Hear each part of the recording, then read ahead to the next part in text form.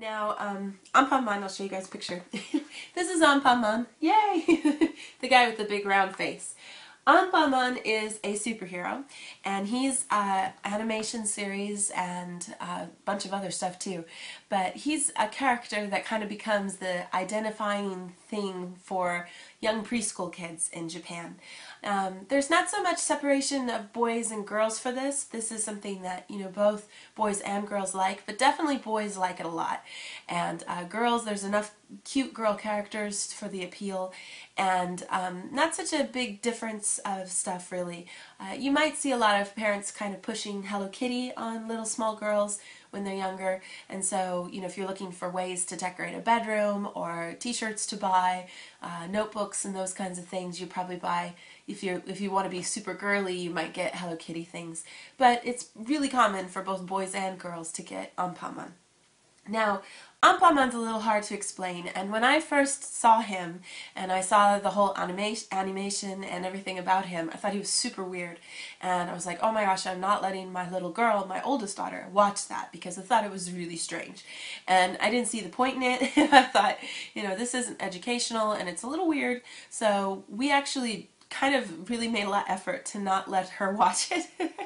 And focused instead on just showing her stuff from the States.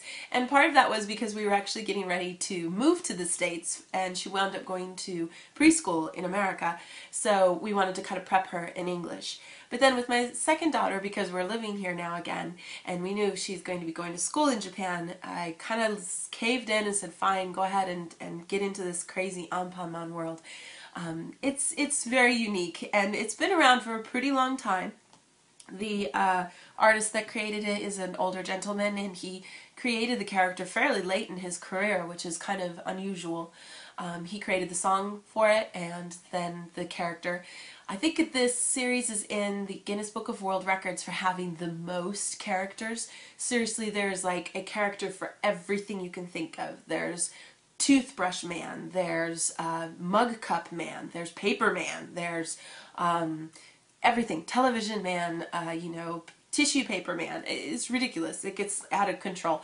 But the main characters, to kind of let you guys know, is AnPanMan. Now, Anpan is bread. Pan is bread, and then An means uncle, which is the kind of bean paste, the really sweet bean paste that you see that's in some sweets. So Anpan is a bread that's sold in Japan that has that bean paste inside.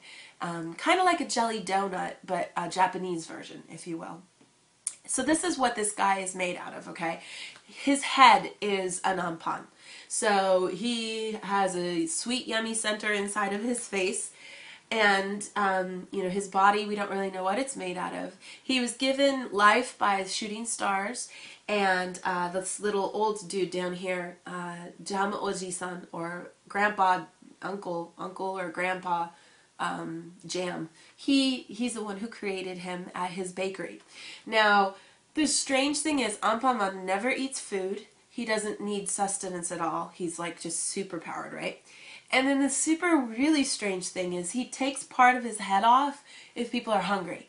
So if you're walking around and you're a little kid and you just finished playing with your friends at the park, and you're like, wow, I wish I had a snack, then AnPanMan appears and he's like, don't worry, I have some food, and he just tears off a little chunk of his head and gives it to the kids, which everybody here thinks is totally normal, which is totally weird. So everybody's munching on AnPanMan's head, and they're like, wow, thank you, you're so awesome. Now, if he does that to too many people, he gets weak, and he can't, you know, save people anymore. And the other thing is, if his face gets wet or dirty, he loses all of his magic power too. So that's AnPanMan. So of course, because we have a hero, we have to have a villain, and the villain here is Baikiman, which means basically bacteria man. He's bacteria, so he's evil, right? And he's from an alien, and he has little tiny wings, which I don't know if you can see, and he rides around in this spaceship all the time. And his main goal in life is to just beat up AnPanMan. And generally, the source of all of his evil doing is that he's hungry. He sees some kids having a nice picnic, so he comes along and steals their food. And that makes AnPanMan mad, and so they fight. So it's pretty cute and childish in the sense of what is actually happening. Some of the movies get a little bit more advanced, but most of the day-to-day episodes are very basic, and they're always the same.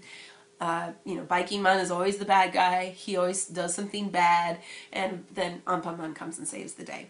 Now, some of the other characters, you have karepanman. He's curry bread. This is another really popular bread in Japan. It's a deep fried bread. The inside has curry in it, which is so yummy.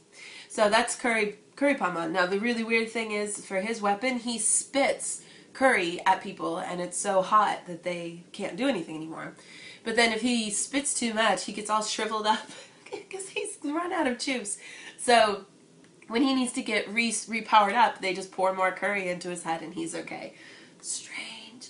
So, and then we have over here shokpanman, which shokpan is white bread. So this is White Bread Man, and he's super popular because everybody thinks he's so handsome. And oddly enough, he never tears off his head to give to people to eat. He just happens to always have bread with him, so go figure. But so those are kind of the main characters here. Then AnPanMan has a girl that's also evil that helps him out. Her name is Dokin-chan, and she's generally not too evil. She's just kind of hanging out, but they work together. And she has a huge crush on Shokpanman, so all the stories are kind of based on this. And it is kind of, you know, I've kind of gotten used to it now, watching it so many times. I still think it's weird. When I watch it, I'm still kind of like flabbergasted, like that doesn't make sense, but that's okay. My daughter loves it. Some of her first words were AnPanMan, so, and she thinks that, you know, because it's AnPanMan, she thinks everything ends in man now, so she calls all of her toys something something man, like, so it's kind of entertaining to watch kids enjoy it. But it is on everything. It's on coloring books, it's on t-shirts, there's tons of toys, the toothpaste, everything. So it's the identifying thing for preschool kids. And then the minute that they go into kindergarten, it's over. You can't like AnPanMan anymore because that's what babies like. So that's when she'll graduate into watching and enjoying Purikure or other things like that. So, you know, I have fond memories of watching Sesame Street when I was a little kid, and you know, watching cartoons and stuff. Things that, you know, I remember from being in elementary school, like Care Bears and stuff like that. I'd be curious what you guys have of memories of, you know, childhood favorite things. My favorite thing in middle school or in high school, no, not high school. In elementary school and middle school was Transformers. Huge Transformer fan. So, you know, I'd love to hear what you guys have memories of as your favorite childhood toys, and, you know, what you think of the whole kind of system of this really strict kind of separation of only liking a certain character at a certain age, and certain characters only being for boys or girls, those kinds of things. If you have any comments or questions, please leave them in the comment section below.